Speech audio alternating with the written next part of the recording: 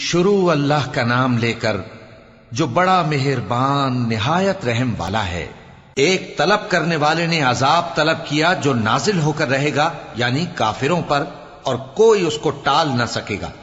جو بلندیوں والے اللہ کی طرف سے نازل ہوگا، جس کی طرف روح القدس اور دوسرے فرشتے چڑھتے ہیں، اس روز نازل ہوگا جس کا طول 50,000 برس ہوگا۔ تو تم کافروں کی باتوں کو حوصلے کے ساتھ برداشت کرتے رہو۔ لوگ اس دن کو دور سمجھتے ہیں، جبکہ ہماری نظر میں وہ قریب ہے۔ جس دن آسمان ایسا ہو جائے گا جیسے پگھلا ہوا تانبا، اور پہاڑ ایسے جیسے رنگین اون، اور کوئی دوست کسی دوست کو نہ پوچھے گا، حالانکہ ایک دوسرے کو سامنے دیکھ رہے ہوں گے۔ اس روز گناہگار چاہے گا کہ کسی طرح اس دن کے عذاب کے بدلے میں سب کچھ دے دے، یعنی اپنے بیٹے اور اپنی بیوی اور اپنے بھائی اور اپنا خاندان جس میں وہ رہتا تھا، اور جتنے آدمی زمین پر ہیں، غرض سب کو دے ڈالے، پھر اپنے آپ کو عذاب سے چھڑا لے۔ لیکن ایسا ہرگز نہیں ہوگا۔ وہ بھڑکتی ہوئی آگ ہے، کھال ادھیڑ کر کلیجہ نکال لینے والی۔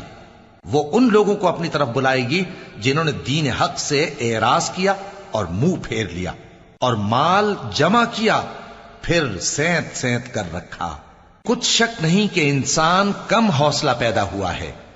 جب اسے تکلیف پہنچتی ہے تو گھبرا اٹھتا ہے، اور جب ملتا ہے اس کو مال تو بخیل بن جاتا ہے۔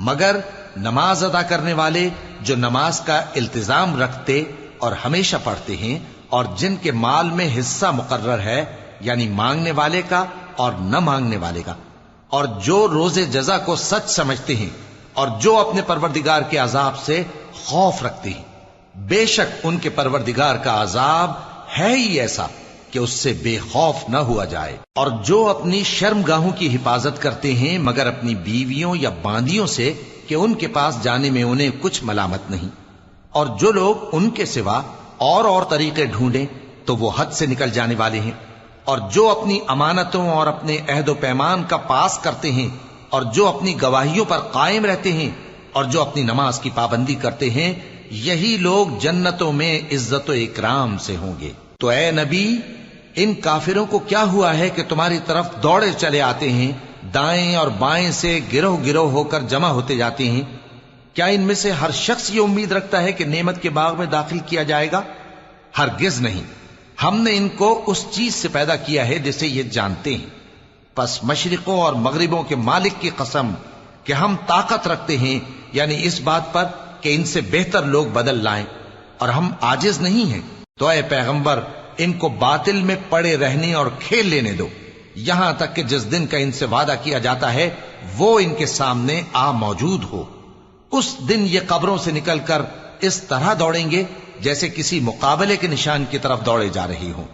ان کی آنکھیں جھک رہی ہوں گی اور ذلت ان پر چھا رہی ہوگی۔ یہی وہ دن ہے جس کا ان سے وعدہ کیا جاتا تھا۔